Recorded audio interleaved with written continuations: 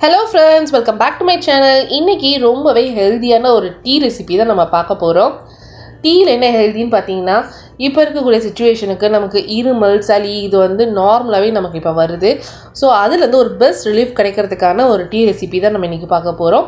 So வாங்க எப்படி பண்ணுறதுன்னு பார்க்கலாம். அதுக்கு முதல்ல 1.5 ஸ்பூன் அளவுக்கு கொத்தமல்லி விதை எடுத்துக்கலாம்.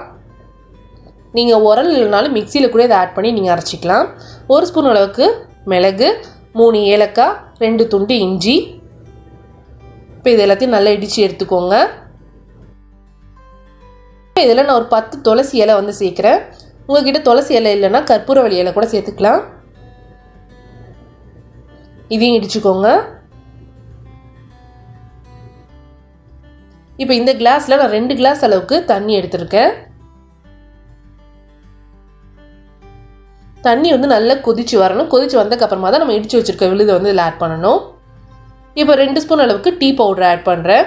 நான் ஒரு 3 பேருக்கான டீ போகிறதுனால 2 ஸ்பூன் அளவுக்கு டீ தூள் ஆட் பண்ணியிருக்கேன். நம்ம இடித்து வச்சுருக்க அந்த விழுதுகளை சேர்த்துக்கலாம். இப்போ உங்களுடைய சர்க்கரை டேஸ்ட்டுக்கு ஏற்றாப்புல சர்க்கரை சேர்த்துக்கோங்க. நான் வந்து 2 ஸ்பூன் அளவுக்கு நாட்டு சர்க்கரை சேர்த்துருக்கேன். நீங்கள் நாட்டு சர்க்கரை, கருப்பட்டி, வெல்லம் இல்லைன்னா பனங்கற்கண்டு எதுனாலும் சேர்த்துக்கலாம். இப்போ இது நல்லா கொதிச்சு வரட்டும். அந்த டிக்காஷனில் நம்ம இடித்து போட்டிருக்க அந்த விழுதோட ஃப்ளேவர்லாம் நல்லா இறங்கணும். அதனால் ஒரு 5 நிமிஷம் போல் லோ ஃப்ளேமில் வச்சு நல்லா வந்து கொதிக்க விடுங்க.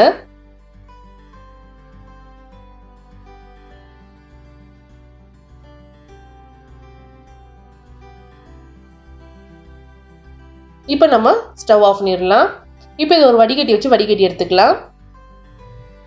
வடிகட்டிட்டு இந்த சக்கையை வந்து நீங்கள் தூக்கி போடாமல் ஆவி பிடிக்கும் போது இதே சக்கையை வந்து நீங்கள் தண்ணியில் போட்டு நீங்கள் ஆவி பிடிங்க. உங்களுக்கு நல்ல ஒரு ரெஃப்ரெஷிங்காக இருக்கும். இப்போ நான் எந்த கிளாஸில் தண்ணி எடுத்தனோ அதே கிளாஸுக்கு 1 கிளாஸ் அளவுக்கு பால் எடுத்திருக்கேன். பால் நல்லா கொதிச்சு வந்ததுக்கப்புறம் நம்ம ஃபில்ட்ரு பண்ணி எடுத்து வச்சுருக்க டீ டிகாஷனை ஆட் பண்ணிக்கலாம். உங்களுக்கு எந்த அளவுக்கு ஸ்ட்ராங்காக வேணும்னு நினைக்கிறீங்களோ அந்த அளவுக்கு ஆட் பண்ணிக்கோங்க. நல்லா மிக்ஸ் பண்ணுங்கள். பாலோட அந்த டிகாஷன் வந்து நல்லா மிக்ஸ் ஆகி வரணும். இப்போ இருக்கிற சுச்சுவேஷனுக்கு வந்து பார்த்திங்கன்னா நம்மளுடைய உணவு பழக்கத்துக்கு மூலயமாவே நம்ம எப்படி தற்காத்துக் கொள்றதுன்னு பார்த்து நம்மளோட உணவு முறைகளை நம்ம மாற்றிக்கணும்.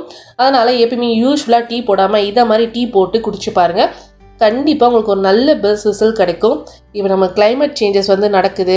அண்ட் தென் வந்து பார்த்திங்கன்னா கொரோனாவால் நிறைய பேர் வந்து சளி, இருமல் இருக்குன்றாங்க.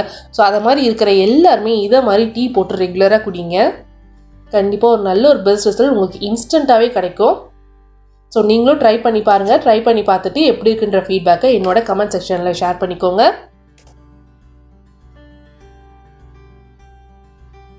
இதை ஃபஸ்ட் டைம் நம்ம சேனல் பார்க்குறீங்கன்னா மறக்காம நம்ம சேனல் சப்ஸ்கிரைப் பண்ணிக்கோங்க. பக்கத்தில் இருக்க பெல் ஐகானை கிளிக் பண்ணிக்கோங்க.